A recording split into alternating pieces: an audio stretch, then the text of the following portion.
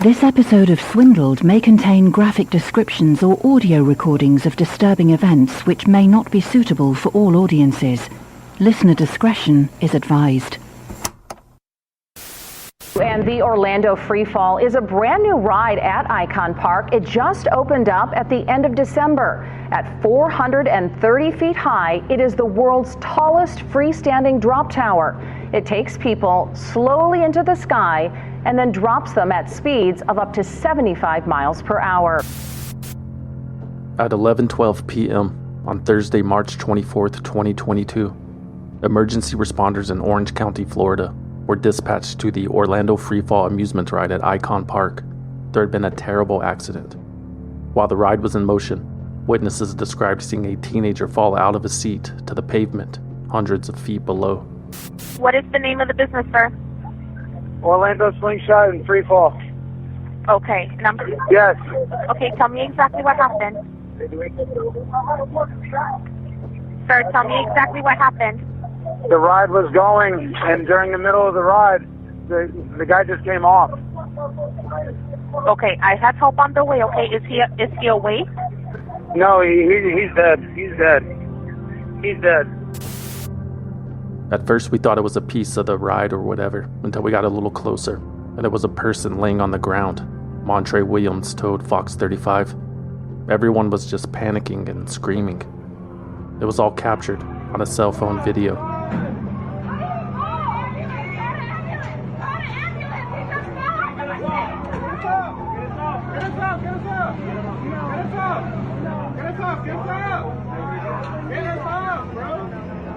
Later that night, in St. Louis, Missouri, Yarnell Sampson stumbled across that video as it went viral on TikTok and Twitter. The footage is harrowing. He couldn't even imagine what that family was going through. It made Yarnell think about his own son, Tyre, who had traveled to Florida with a friend's family earlier that week for a football camp. At 14 years old, Tyre Sampson stood 6 foot 5 inches tall and weighed over 300 pounds. A massive and natural athlete and an honor roll student, had his head on straight. There was no doubt that Big Tick, as Tyre's friends called him, would go pro someday. Yarnell Sampson went to bed so proud of his boy. The next morning, he received the worst phone call of his life. Terrible story. The search is on for answers after a 14-year-old boy fell to his death at a Florida amusement park. Late last night, Tyre Sampson fell from the free fall ride at Icon Park in Orlando. The teen who was visiting from Missouri with a friend's family died at the hospital. Park operators say they are saddened and devastated, and they're cooperating with investigators. That ride is 430 feet tall and is billed as the world's tallest freestanding drop tower. The Orlando Freefall operation has been suspended indefinitely while the investigation unfolds. The Slingshot Group, which owns the attraction, released a statement confirming that they were fully cooperating with the authorities and that they were heartbroken and devastated that something like this happened. Understandably, Tyre Sampson's family was also struggling with the news. Where do I go from here? Ain't no sleeping.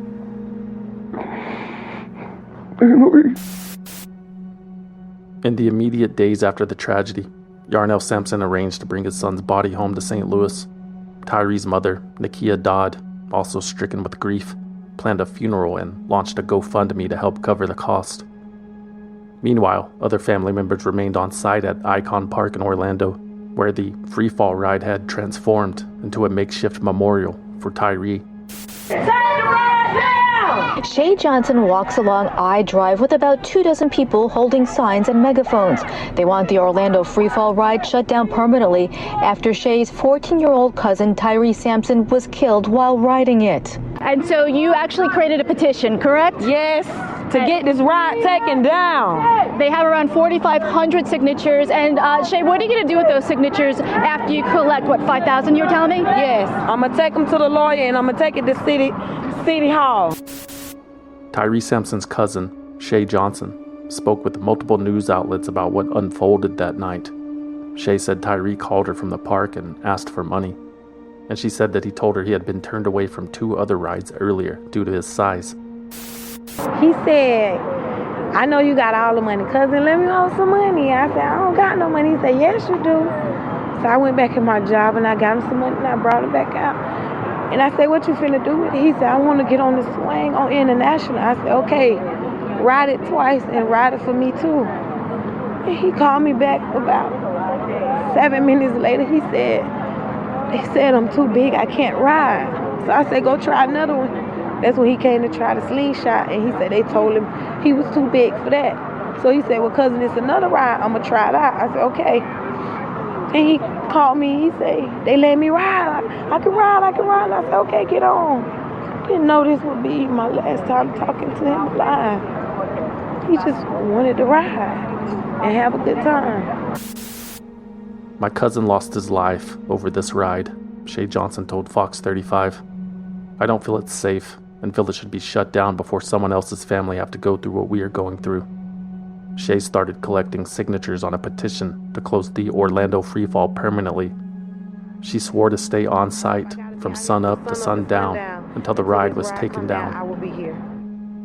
At a public memorial for Tyre Sampson at Icon Park, Shay Johnson gave a heart-wrenching eulogy for her cousin. This is hurting us.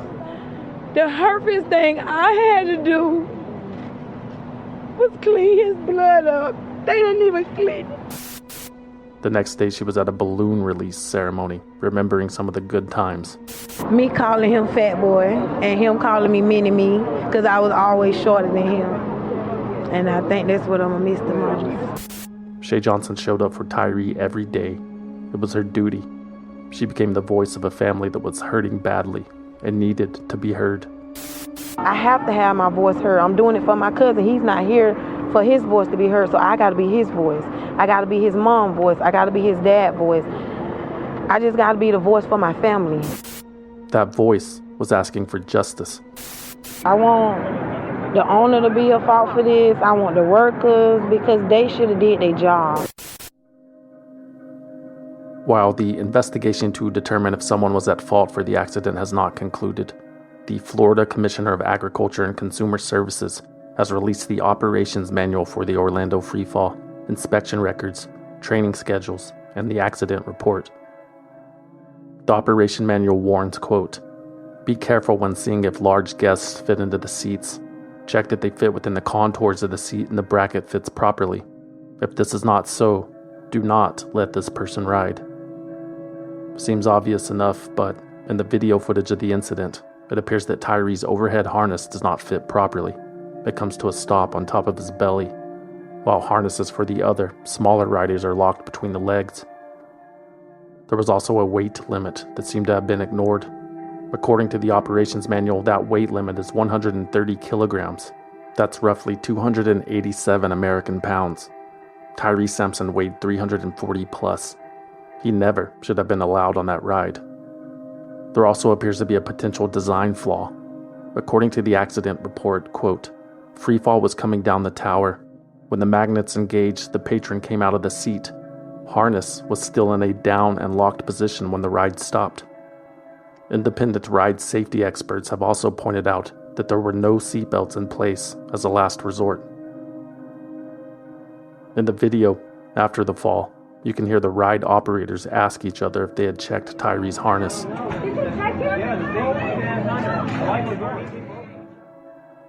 One confirms he had, and it was locked. But obviously Tyre Sampson had not been fully restrained, and Tyre knew it. According to the friend sitting next to Tyre on the ride, Tyre started panicking as the freefall made its initial ascent. He turned and said, "I don't know, man. If I don't make it down, please tell my mom and daddy I love them." I'm also here today to reassure Tyre's family, friends, and all those impacted by this tragedy that we are fully committed to finding out what happened so we can better prevent such tragedies from happening in the future. And that's why we will not be jumping to any conclusions before the information is provided to us and we know all the facts. Nikki Fried, Florida's Agriculture Commissioner, promised a complete and thorough investigation into the death of Tyre Sampson. She announced that the agency hired a forensic engineering firm to help, but they would not be jumping to any conclusions. Results of that investigation are pending. We are not taking this lightly. We are going to do everything in our power, and including potentially increasing our power, to make sure that something like this never happens again. In response to the tragedy, calls for a regulation overhaul at both the state and federal levels have grown louder. There's currently no federal oversight for fixed-site amusement park rides. The American Society for Testing and Materials issues industry guidelines, but it is up to the individual states to adopt and enforce them. It remains to be seen if Tyre Sampson's death will strengthen oversight in Florida or on a national level. In the meantime, other things are becoming clear. And in a strange twist here, we are now learning the woman who had been very outspoken about this whole thing, the woman who claimed to be Sampson's cousin, is not at all related to the family. We heard from Shay Johnson earlier this week. She claimed that she spoke with the teen the night of the fall. But the Orange County Sheriff's Office now says Sampson's mother told detectives that she has no idea who this person is and she does not speak for their family. On April 1st, 2022, the Orlando Sentinel reported that the woman calling herself Shay Johnson was actually 32-year-old Louisiana Browning. She was not related to Tyre Sampson. She did not know Tyre Sampson or his family. She never gave him money. On the night of the fall, Louisiana was at work. William Sear, her boss at Flash Dancers Orlando, told Spectrum News that Louisiana, aka Candy Red, was dancing that night and the next night and never mentioned being related to Tyre. We were as surprised as anyone else, he told Spectrum. Again, her working Thursday and Friday, then Saturday we see it on the news. We knew immediately it was fraudulent. For her to go on national TV and claim that she's related to someone just to better herself, it just crossed the line, and I felt horrible for the family. Louisiana Browning was fired. She disconnected her cell phone, and someone tipped off the news who began digging into Louisiana's past. They found a lengthy rap sheet comprised mostly of domestic abuse charges, vandalism, and driving without a license. It was also discovered that Louisiana Browning was currently awaiting trial on felony arson and criminal mischief charges.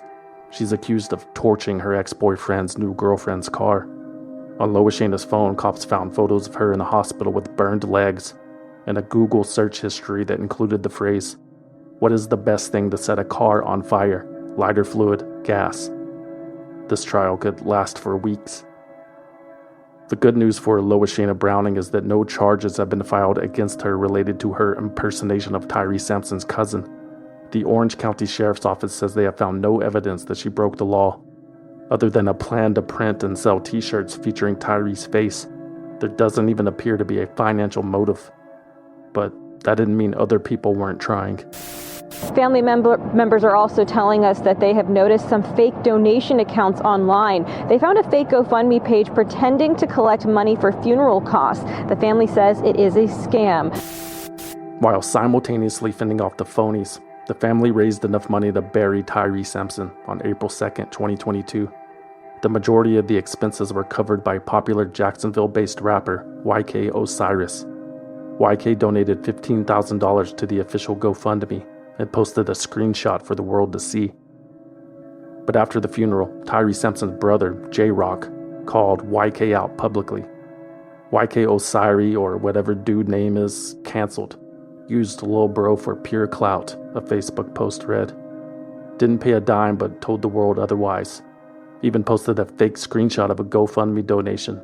Stop pretending you about giving back to the community just to get your sales up. Lame as hell. I'm not even going to argue about it, J-Rock wrote on another post that included a screenshot showing a list of donations. Top donation, $500 as shown. We didn't ask. Osiris volunteered. Stop lying to these people. He used my bro for clout. That's that. And the pain behind it could never be taken away. And sorry is not going to take it back. And no monies, no nothing in the world to replace that young man. And it's just sad. It's sad a young man, bright future, been taken away from him, and over a ride or amusement park. Both of Tyre's parents have retained lawyers. Nakia Dodd is represented by Bob Hillard out of Texas. Yarnell Sampson hired Ben Crump, the Tallahassee-based attorney best known for representing the families of Breonna Taylor, Michael Brown, and George Floyd. Crump has said that Tyre's death was completely preventable, and that, quote, "Other than George Floyd's tragic torture video, I think this is the worst tragedy captured on video that I've ever seen." Tragedy captured on video that I've ever seen. There's still much to be determined, with potential criminal and civil charges pending. But one thing is for sure, injuries and fatalities at amusement parks will continue to happen. All it takes is one wrong move. Less than 3 weeks after Tyre Sampson's fall, a ride operator at the Clay County Fair in Florida was injured when he became trapped under the bottom of a machine while retrieving a lost hat. This video has been surfacing all over the web. You can see a man struggling to get out of the plates from the bottom of the ride at the Clay County Fair, and others trying to help him get out. The man in the video is 28-year-old Devontae Lee. Thankfully, he survived. That same day, a 4-year-old child in Australia was left unharnessed in a free-fall ride. A popular thrill ride at the Royal Easter Show has been shut down after it got underway with a 4-year-old boy not strapped in. Luckily, he was okay. Both of those incidents are still under investigation. Both are trying to answer that familiar question: who's at fault? Is the designer, the operator, or the regulator to blame? Was it negligence? Was it gross? Is it manslaughter? Is it murder? Maybe it's the owner's fault for even building that stupid ride in the first place. But as many have argued, isn't there an inherent risk one accepts by entertaining themselves with such delights? Lord knows one never feels more alive than after being in the grips of heavy machinery operated by a teenaged carny. We're all forever chasing that high. But it's over before you know it. Back to where we started. Dismount in an orderly fashion, please. Let the next group in line taste the thrill. We know accidents happen, but could it have been avoided? And if so, since it wasn't, does that constitute a crime? For instance, what if engineers ignored warning signs in their quest to build the biggest, tallest, fastest water slide in the world? Should they shoulder the blame if something goes terribly wrong? What if those engineers were not even really engineers at all, and then someone dies? An inevitable tragedy at a theme park in Kansas City leads to questions of culpability, accountability, and responsibility on this episode of Swindled. They bribed government officials, clear violations of federal and state law, clearly unethical, pay to play millions of taxpayer dollars that were wasted, paid tens of millions of dollars in $1 billion, dumping up its books and records to hide falsifying its books and records, responsible for the collapse of the entire system. And in this role of some kind of swindle, is that right?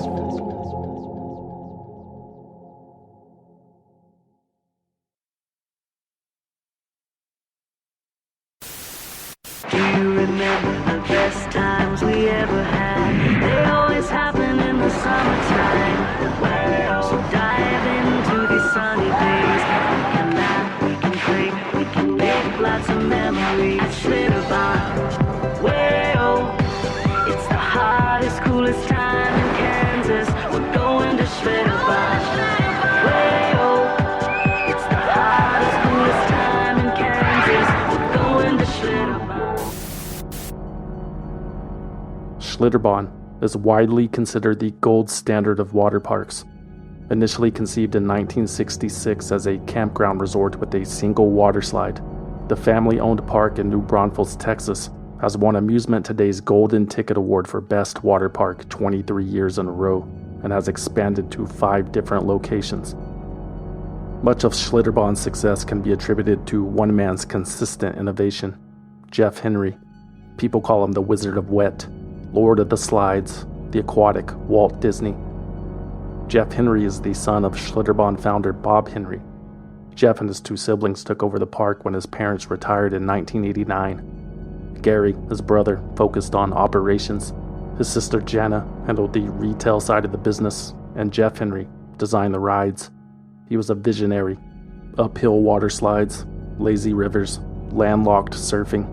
Jeff Henry's designs revolutionized the water park industry. He took great pride in his work. There was no patience for second place. That bravado was on full display at a water park trade show in October 2012. Jeff Henry and his longtime collaborator John Scully had an impromptu encounter with a couple of executives from the Travel Channel. The TV guys told Jeff about a new show they were working on called Extreme Water Parks. So, according to Jeff, who told this story to Grantland, he asked the Travel Channel guys what it would take to make him the #1 feature on the show. They told him building the biggest, tallest, or fastest would do it. So, that's what Jeff Henry told them he was doing, even though it didn't exist yet. I always set out to break all the records. I want to be the first at the bar to buy a drink, and I want to be the first to meet a pretty girl, and I want to be the first at everything, and I want to have the biggest, the tallest, and the fastest rides in my parks. The next one I build is going to be twice as big, and then the one after that's going to be even bigger than that. Alright, calm down, Jeff. Let's play it cool. You still have to sell this obnoxious idea to your family of co-owners and financiers, remember? You might want to clean up the drool a bit. It was an easy pitch. Jeff would build a new, record-breaking water slide at Schlitterbahn's recently opened fledgling park in Kansas City, Kansas. The Travel Channel show was offering to provide free promotion. They could probably get the Guinness Book of World Records involved. It would completely renew interest in the Kansas City park, which, at one time, had stirred up quite a frenzy. That what you're going to see is people will come to the Kansas City area, quite frankly, and instead of staying 1 or 2 days, we're going to see them stay maybe for a week. Everyone agreed that building the world's tallest and fastest water slide was a good idea. Schlitterbahn publicly announced the new ride on November 14th, 2012. This ride is going to be the tallest, the fastest, the first of its kind ever built. It's going to be wickedly fast. It's going to be wickedly dangerous. The first people down this thing are going to be terrified, for sure. Not just the tallest, not just the biggest, not just the fastest, but the coolest. I'm doing something that's never been done before. Schlitterbahn said that this new, extreme, yet-to-be-named water slide would be open to the public by summer 2013. They promised it would break the current world records for speed and height. Our greatest challenge will be to find thrill seekers brave enough to ride, Jeff Henry told engineering.com. Jeff was boisterous as always, but everybody involved knew it wouldn't be easy. This is Jeff's collaborator, John Scully, talking about what their crew was up against. It's like a roller coaster, but it's more complicated on a roller coaster because you have water involved, and it's hard to it's much harder to quantify what the water effects are than what just rollers on rails are for a regular roller coaster. So this is very challenging. The summer of 2013 came and went, and the world's tallest water slide was nothing more than a half-scale model at a warehouse in Texas. Once construction began on the full-scale version in Kansas City, weather delays and miscalculations continued to slow the project down. A little behind schedule, but the excitement persisted, courtesy of some new details about the ride that emerged by the end of the year. A water slide that is an inch taller than Niagara Falls could soon open in Kansas City, and they call it the Verruckt, German for insane. The 168-foot tall slide is the tallest in the world. You slide down a raft that could reach speeds up to 50 miles an hour. You're on a raft. It's not even open to the public yet because there are safety concerns. The engineers are still testing it. Engineers were still testing the Verruckt, and the Verruckt was still testing them. The crew built and rebuilt the slide probably a dozen times over 2 years. Every raft they sent down went airborne on the second hill and crashed to the ground. Fortunately, only sandbags were the passengers on those early tests. The Travel Channel was there to document it all. Look at this ridiculousness going on.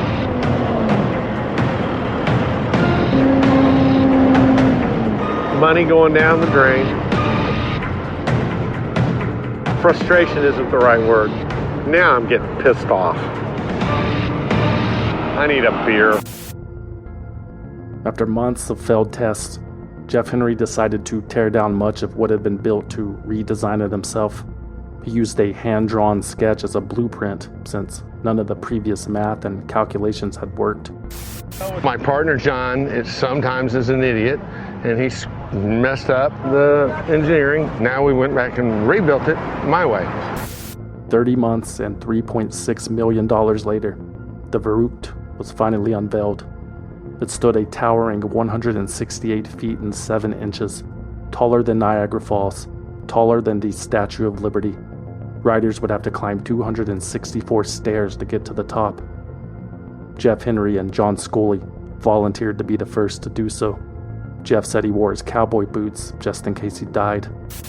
The ride was pure terror. That was the best ride I ever been on. I know, me too. That was truly exciting because we really didn't know whether we were going to survive it or not. Usually on a ride it might be scary, but you figure that they have it figured out. And we didn't know whether we had it figured out or not. Neither Jeff nor John was injured or killed. The slide worked, for the most part. Quick, someone call Guinness.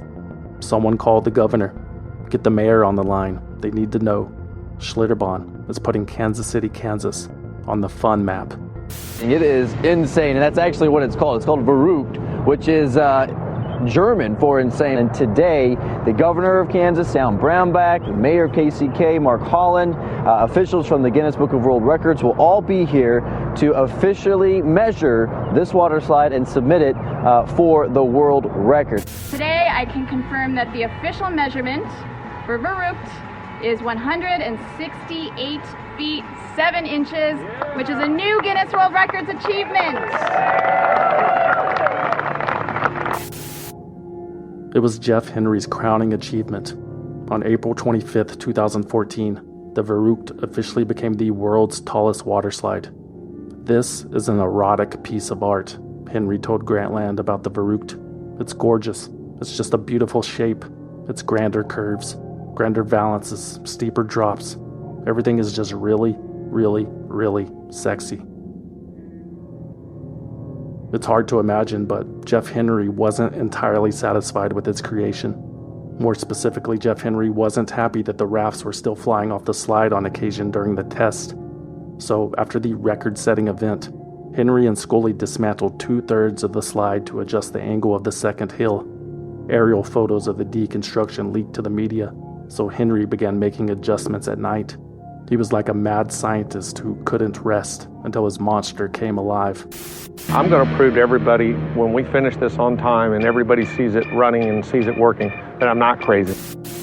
He added squeeze zones to slow down the rafts. He adjusted the power of the water cannons to ease the velocity, and he added netting on top of the slide, just in case the raft catches air. But all that tinkering was wasting valuable time. Verruckt's opening was delayed again and again, from May 23, 2014 to June 29th. It wouldn't be ready for the park's season opener, but it would be operational by the time the Travel Channel's 1-hour special about the construction of the Verruckt was set to debut. But then, the conveyor belt that hoists the rafts to the top malfunctioned. Verruckt's opening was delayed again until early July. Despite this being the ride's third delay to open, most visitors here at Schlitterbahn plan to return for the ride. Derek Potts just caught the end of a test run. The raft slowly made it over the final hill. They have a little net over the top, so it looks like they'll catch you if you fly off of it. Good enough for him to let his 10-year-old daughter take the drop come opening day. Others said, no thanks. All the delays and retesting were ringing too many alarms. Are you going to go on that water slide? No. Why not? It's too scary. But Verruckt's creator insisted that it was safe. It's been tested, it's been evaluated. But you're saying it is safe?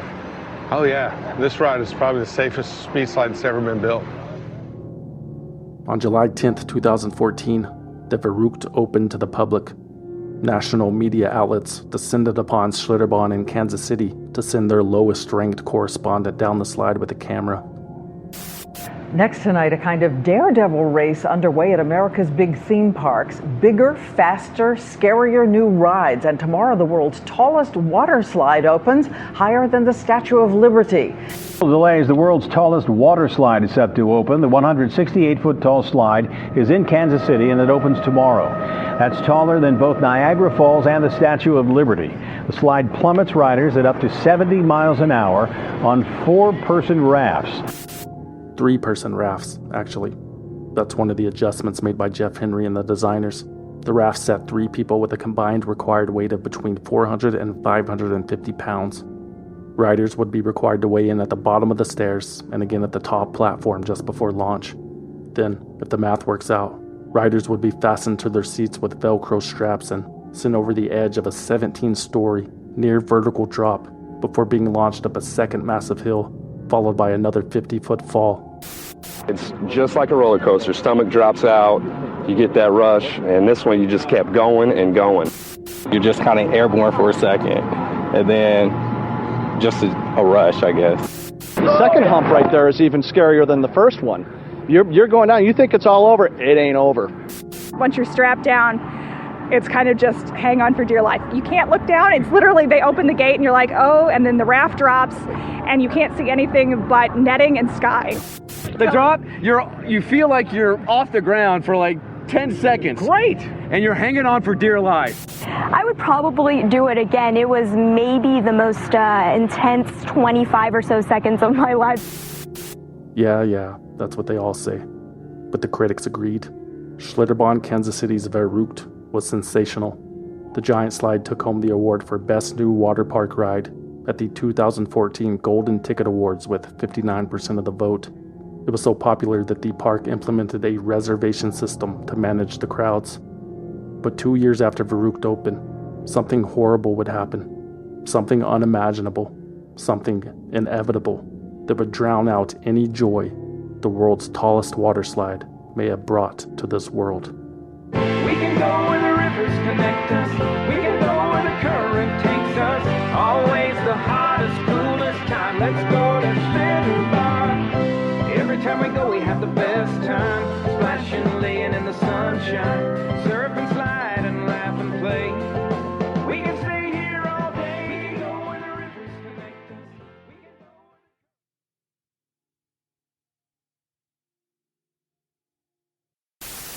And I was looking at possibly taking another job. My wife was possibly looking at another job, and we both had job interviews that week.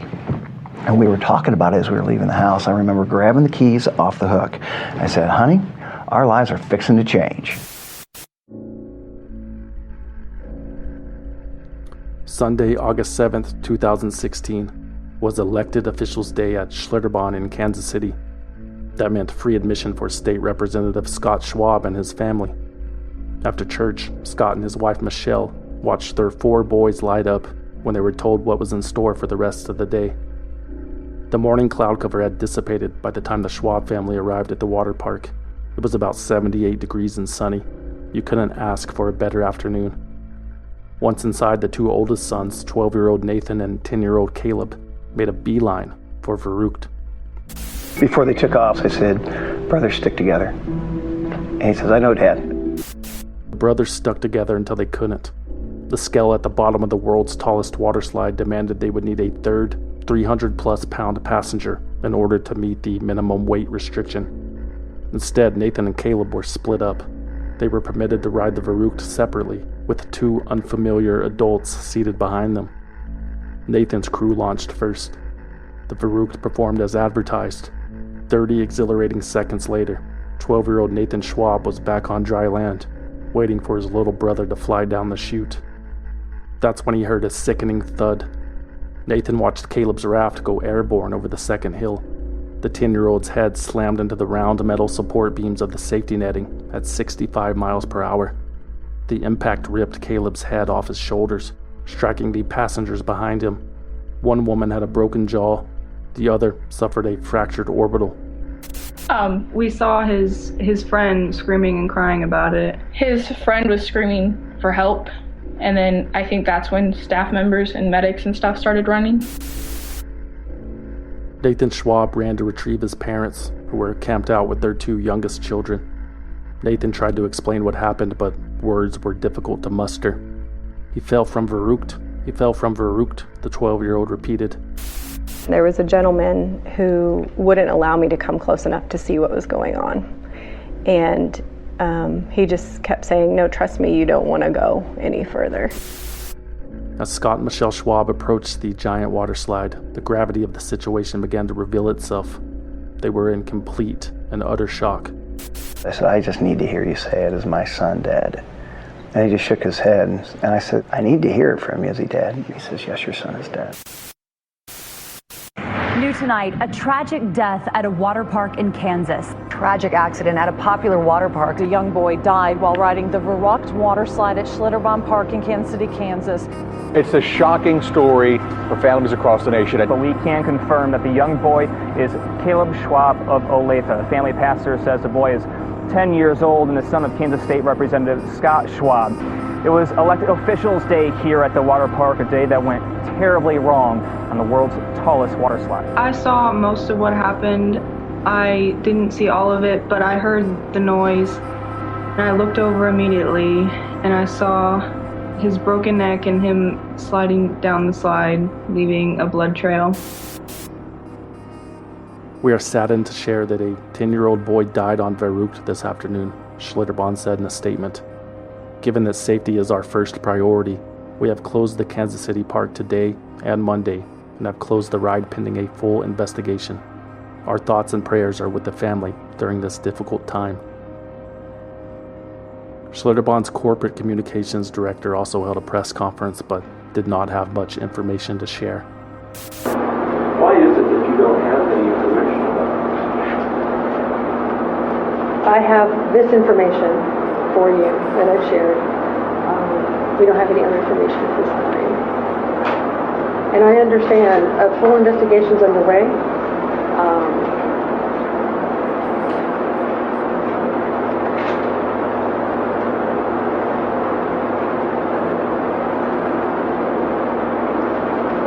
Right now, our focus is on that family. And I understand the feeling that you want a lot of information right now, and we will get that information and find out what happened. That evening, the Schwab family released a statement of their own. Quote, Michelle and I want to thank the Olathe and Kansas City, Kansas communities and all of our friends and family for their outpouring of support and compassion as it relates to the sudden loss of our son Caleb Thomas Schwab. Since the day he was born, he brought abundant joy to our family and all those he came in contact with. As we try to mend our home with him no longer with us, we are comforted, knowing he believed in our Savior Jesus, and they are forever together now. We will see him another day. Your continued prayers are welcome and appreciated.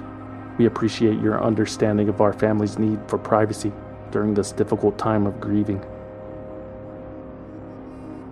Schlitterbahn, Kansas City reopened less than 72 hours later. The Verruckt was understandably out of order. A lengthy and thorough investigation was already underway. Now we're learning more about that horrific water slide accident that killed a 10-year-old boy in Kansas. According to a person familiar with the investigation, Caleb Schwab, the kid, was decapitated. The son of a Kansas state lawmaker died Sunday while riding the Verruckt ride at the Schlitterbahn water park in Kansas City. The two adults who were in the raft with him suffered facial injuries. Since the accident, at least two people who've ridden on the water slide have come forward saying their shoulder straps snapped or popped off while they were on the ride. Now, the exact cause of Sunday's accident, though, is still under investigation. A few months after the accident, on November 22, 2016, Schlitterbahn announced that it planned to remove Verruckt from the Kansas City Park. In a statement, the company wrote, All of us at Schlitterbahn have been heartbroken over the tragedy that occurred on Verruckt. In our 50 years of providing an environment for families and friends together, we've never experienced this kind of devastating event. Once the investigation is concluded and we are given permission by the court, Verruckt will be decommissioned, closed permanently, and the slide removed from the tower. In our opinion, it is the only proper course of action following this tragedy.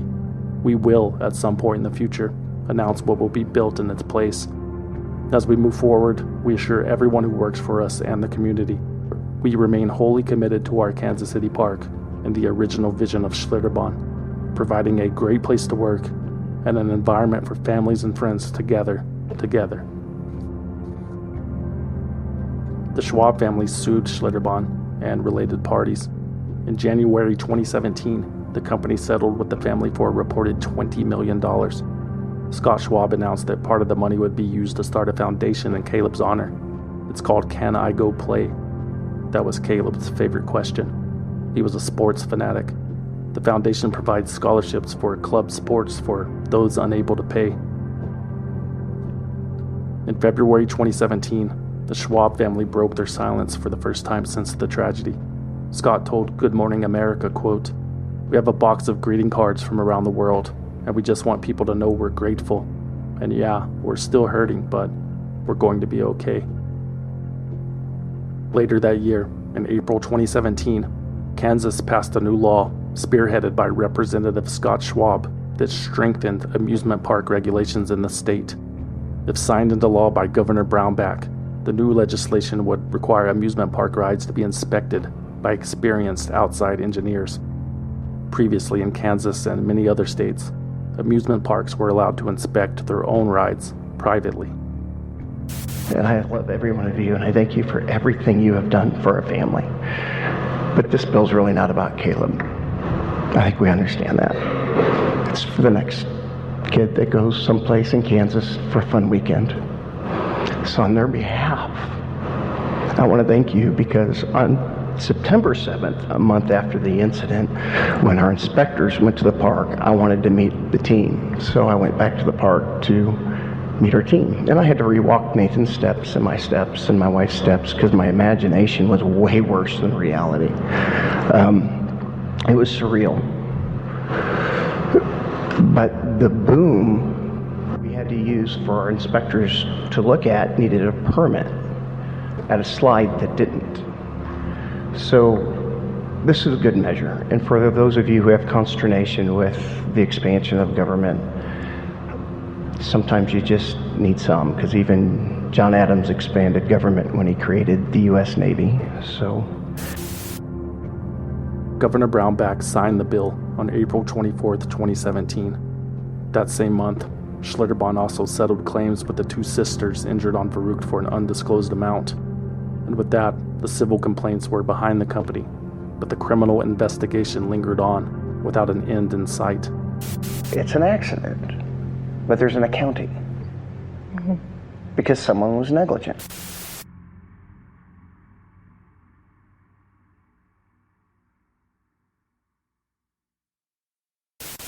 Back in 2014, the Verruckt water slide at a water park in Kansas was billed as the tallest in the world. The ride was shut down 2 years later after the death of a 10-year-old boy, and now comes the first criminal charges lodged against the Schlitterbahn water park and Tyler Austin Miles, a former executive. On March 19, 2018, a grand jury in Wyandotte County, Kansas, convened to review evidence in the 2016 death of Caleb Thomas Schwab. 4 days later, a criminal indictment was unsealed, charging the Schlitterbahn Corporation and the 29-year-old operations manager of the Kansas City Park, Tyler Austin Miles, with 20 felony counts, including involuntary manslaughter. The indictment alleges that a fatal accident was a foreseeable and expected outcome.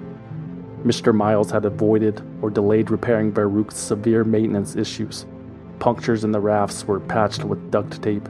The hook and loop Velcro seat restraints were allowed to erode so severely that they routinely tore loose during rides, as corroborated by multiple witnesses. And the Verruckt's braking system was on the verge of failing. Tyler Miles, the man responsible for ordering the repairs, ignored most of those reports. The indictment also alleges that Tyler Miles and other Schlitterbahn staff were aware of ongoing issues with Raft B, the raft that Caleb Schwab boarded on August 7, 2016. Raft B was notorious for going airborne, but it was rarely taken out of circulation. There were 17 separate staff reports voicing concern about the defective raft during the summer of 2015 and 2016. There were 5 reports about Raft B during the week that Caleb Schwab was killed. According to the indictment, Tyler Miles ignored them all. As a result, investigators discovered that before Caleb's death, at least 13 other Verruckt riders had suffered injuries, ranging from broken toes and lacerations to concussions and slipped discs. In June 2016, about a month and a half before Caleb's death, a man named J.J. Groves rode the world's tallest water slide with his wife and son. Their raft, like Caleb's and many others, went airborne on the second hill, causing Mr. Groves' face and forehead to collide with the overhead hoop and netting. The lifeguard waiting in the run-out pool below commented that the raft had gone down the slide way too fast. J.J. Groves did not suffer any significant injuries, but his eye was swollen shut for the rest of the day. According to the indictment, an incident report was filed, but ultimately destroyed by Tyler Miles, who then forced lifeguards to write coached statements that omitted any detail of how the injury occurred. Investigators only learned about Verruckt's pervasive maintenance issues and injuries after a 17-year-old lifeguard came forward with details of a cover-up. Miles, who appeared cooperative during the early stages of the investigation, did not turn over the reports to detectives.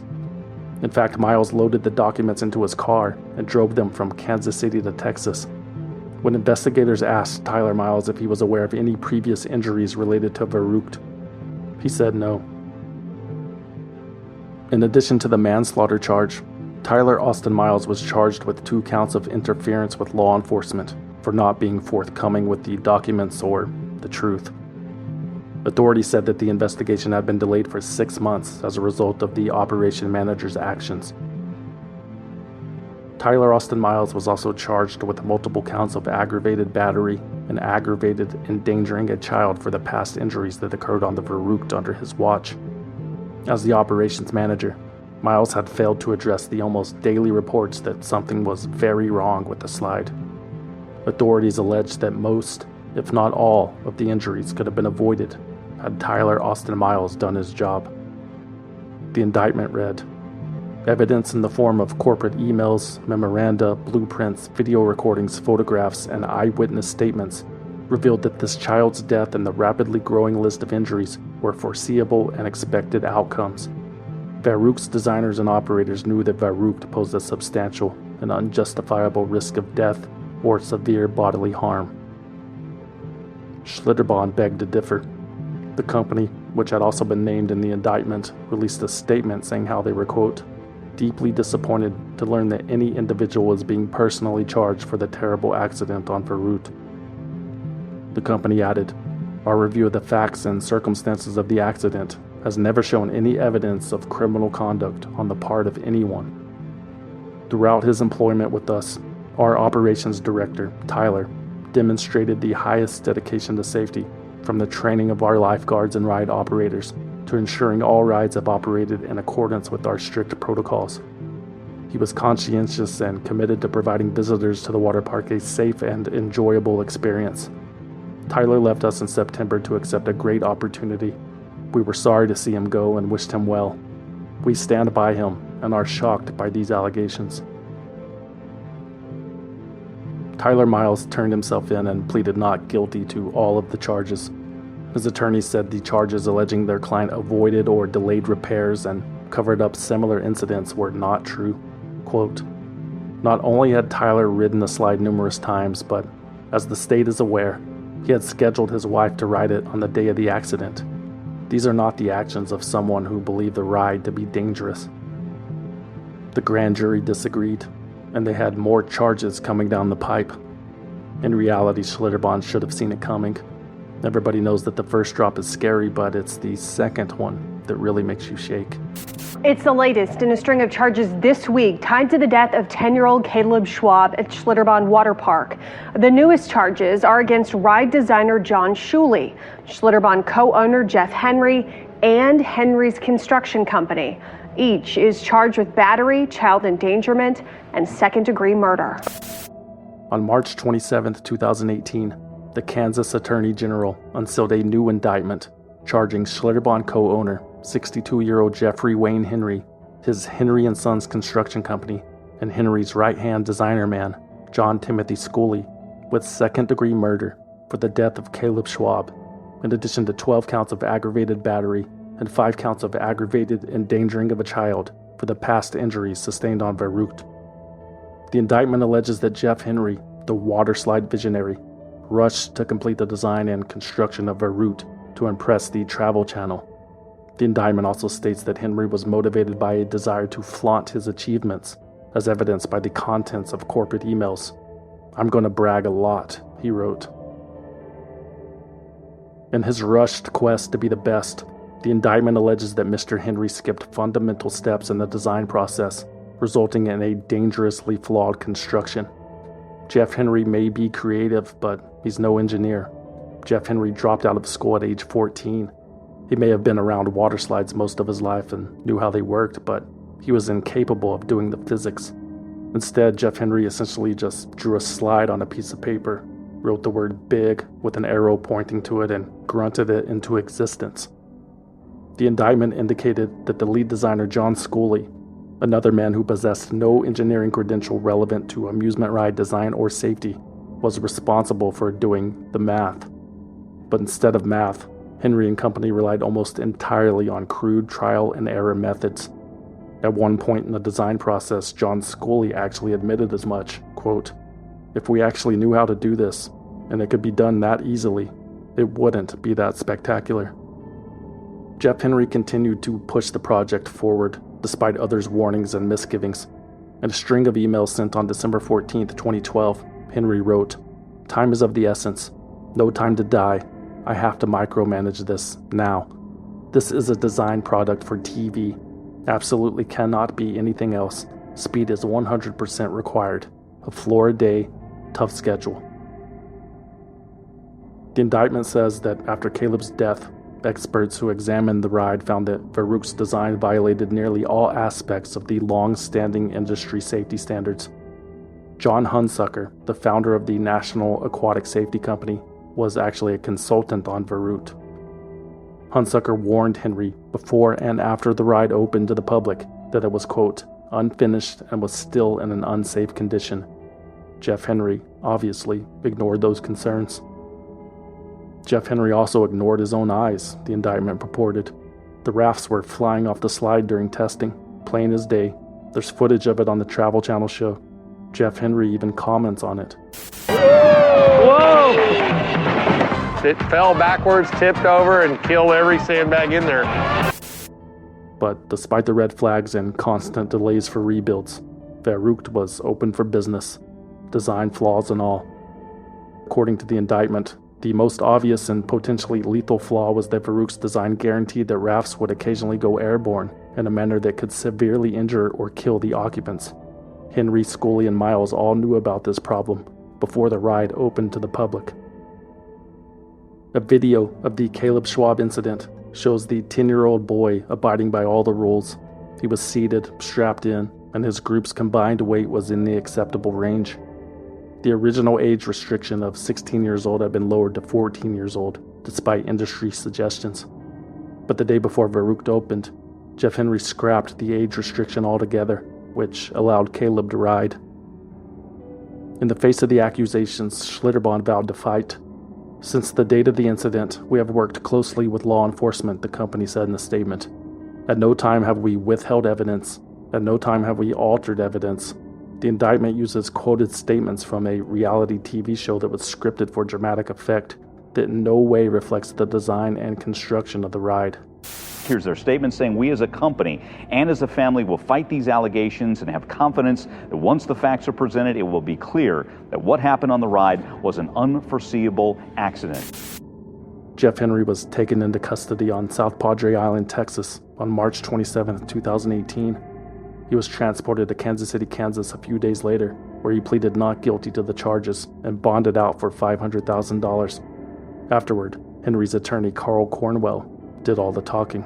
In this indictment, which suggests that my client did this under circumstances manifesting extreme indifference to the value of human life, is ridiculous. That's the furthest thing from the truth. This is just ridiculous.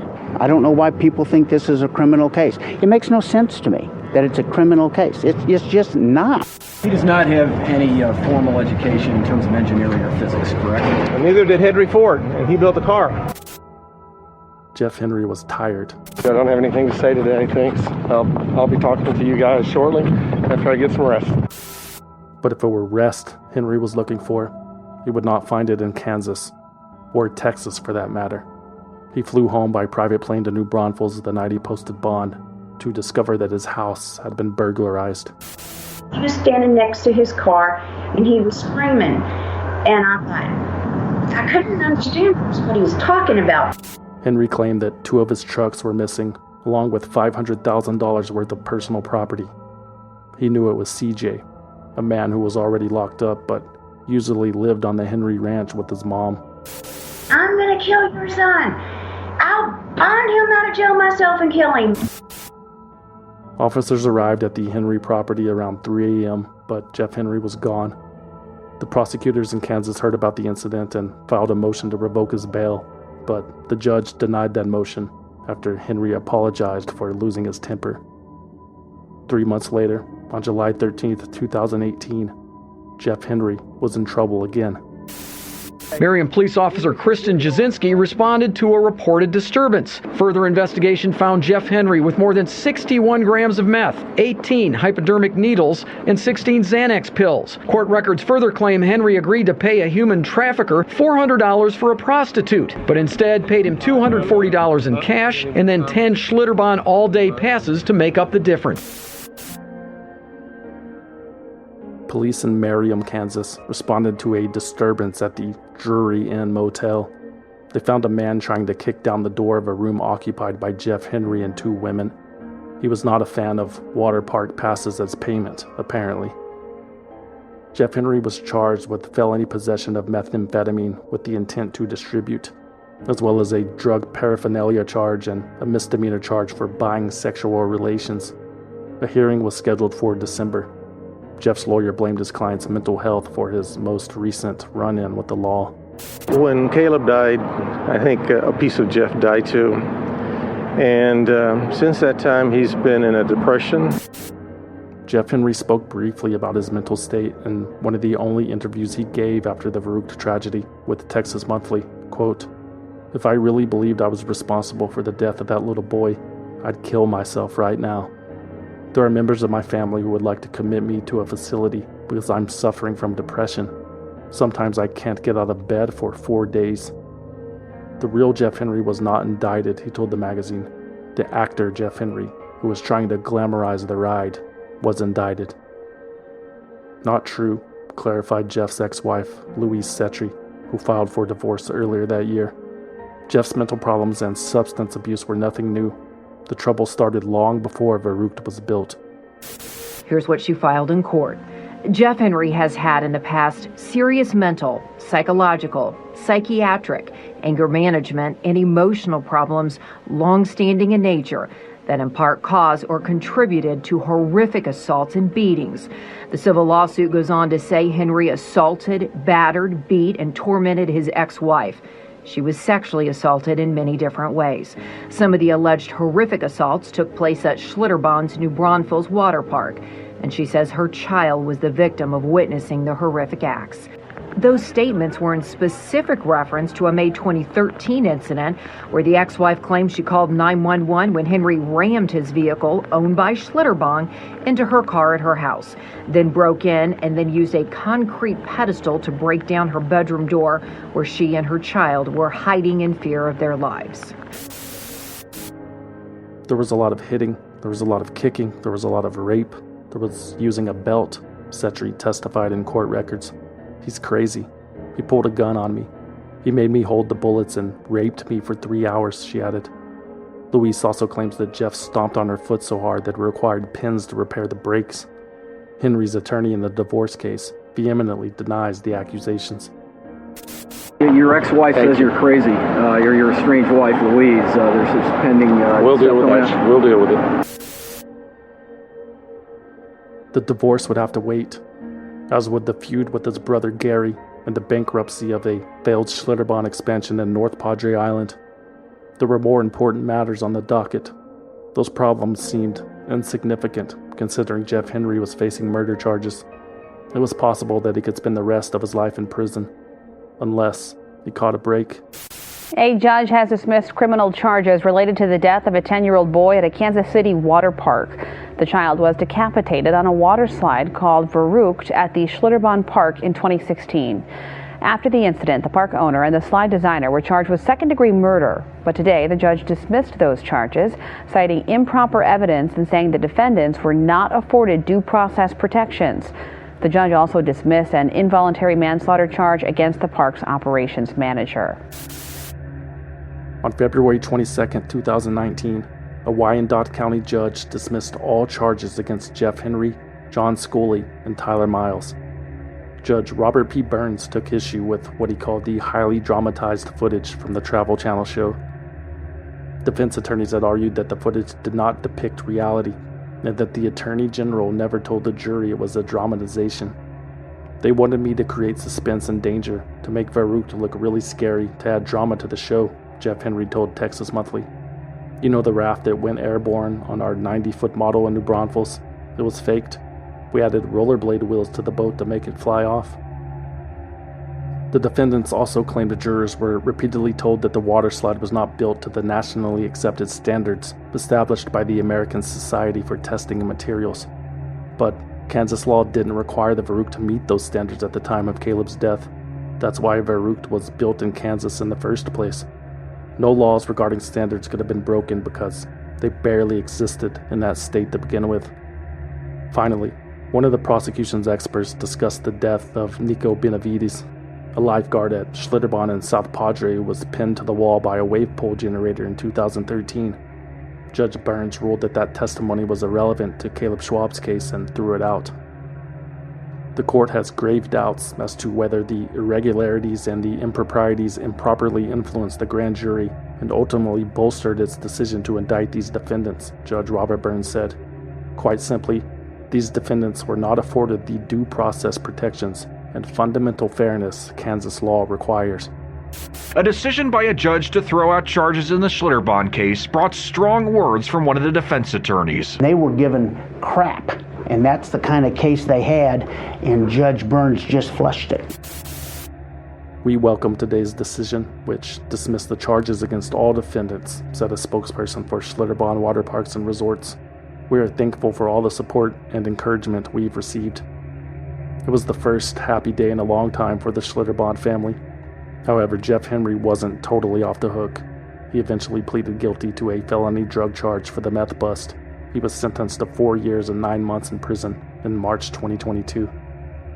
Verruckt was deconstructed back in November 2018, the same month that Scott Schwab was elected as Kansas's Secretary of State.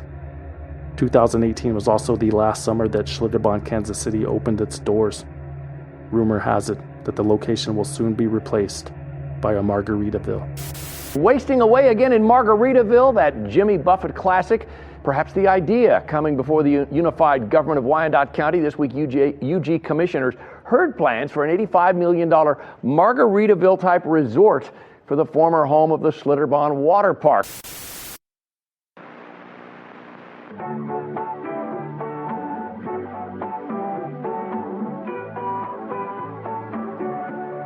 Swindled is written, researched, produced, and hosted by me, a concerned citizen, with original music by Trevor Howard, aka Deformer, aka Too Scary.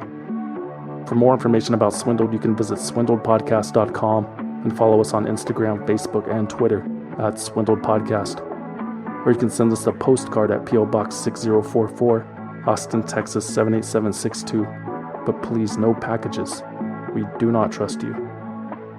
Swindled is a completely independent production, which means no network, no investors, no bosses, no shadowy money men, no all-day passes to Schlitterbahn for which to trade or barter, and we plan to keep it that way. But we need your support. Become a valued listener at patreon.com/swindled or on Apple Podcasts. For as little as $5 a month, you will receive early access to new episodes and exclusive access to bonus episodes that you can't find anywhere else. And everything is 100% commercial free. Become a valued listener on patreon.com/swindled or Apple Podcasts. Or if you want to support the show and need something to wear on your next water slide, consider buying something you don't need at swindledpodcast.com/shop. There are t-shirts, patches, hats, hoodies, posters, coffee mugs, and more. swindledpodcast.com/shop. And remember to use coupon code CAPITALISM to receive 10% off your order. If you don't want anything in return for your support, you can always simply donate using the form on the homepage. Please go check out swindledvideo.com. That's it. Thanks for listening.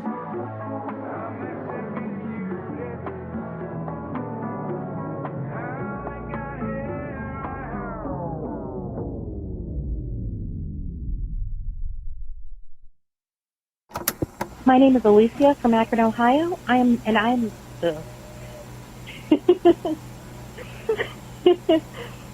My name is Alicia from Akron, Ohio. My name is Alex from Alberta, Canada. Our government is swindling us every day here. My name is Kristen from Missouri, and I'm a concerned citizen and a valued listener.